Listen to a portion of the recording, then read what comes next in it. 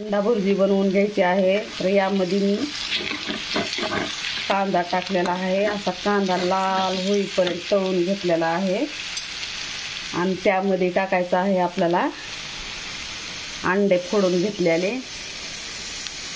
तर सुंदरपैकी आपल्याला अशी अंडा भुर्जी बनवायची आहे।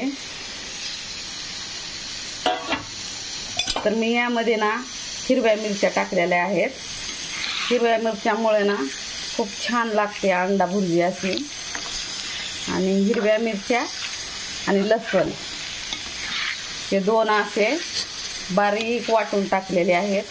कोथिंबीर जर टाकला होता मी तर खूप छान लागते, पण माझ्याकडे कोथिंबीर अवेलेबल नव्हती म्हणून मी असं बिना कोथिंबीरचं बनवित आहे।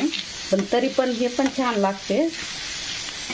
हिरव्या मिरच्या खलबत्त्यात वाटून घ्यायच्या आणि त्यामध्ये टाकायचं लसूण।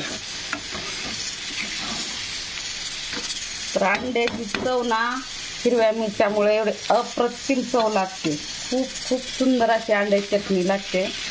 तुम्ही जिथं एक भाकरी खातात ना तिथे 2-2 भाकरी खातात, म्हणजे एवढी टेस्ट लागते अशी। सांगायचं तात्पर्य म्हणजे खूप भारी लागते, खूप टेस्टी आणि खूप छान अशी अंड्याची चटणी बनते। तर तुम्ही पण अशी घरी बनवून बघा।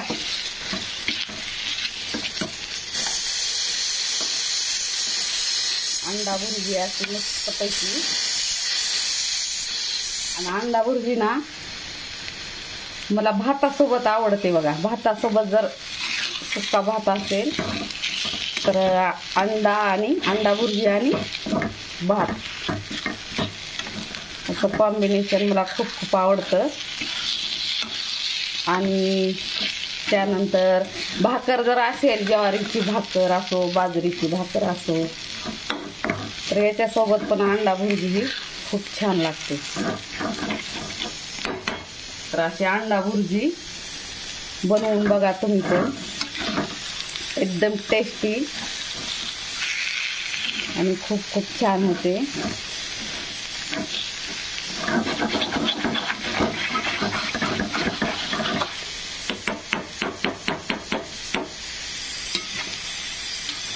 खरं तर अंडे ना गावरान कोंबडीचे असायला पाहिजे, पण गावरान कोंबडीचे अंडे नाही तर बॉयलर कोंबड्याचे आहेत हे अंडे।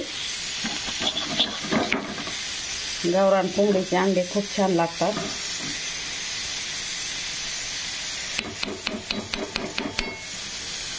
तर मस्तपैकी अशी अंडा भुर्जी कशी वाटली, तुम्हाला आवडली का? जर आवडली असेल तर लाईक, शेअर आणि कमेंट, सबस्क्राईब करा।